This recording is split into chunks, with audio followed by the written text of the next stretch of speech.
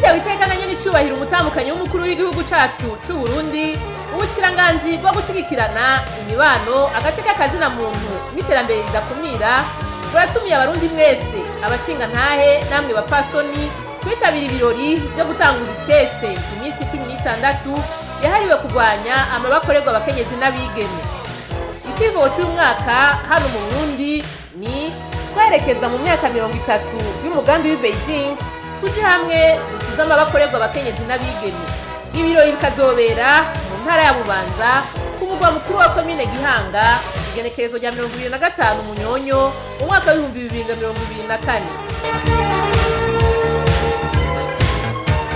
Iri sekeza rero rishitse mu gihe amakungu yimirije guhimbaza isabukuru igira 30 y'amasezerano y'i Beijing n'ishigwa mu ngiro ryayo.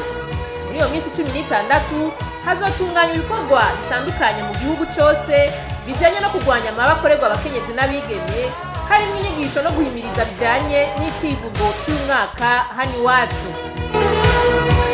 Tubibutse ko iryo sekeza ryama ritangura ku munsi mpuzamakungu wahariwe kurandurana n'imizi amabi akorerwa abakenyezi n'abigeme kwa 25 Munyonyo, rikarangira ku igenekerezo rya 10 Kigarama, umunsi uhurirana no kwibuka amasezerano mpuzamakungu y'agateka kazina muntu.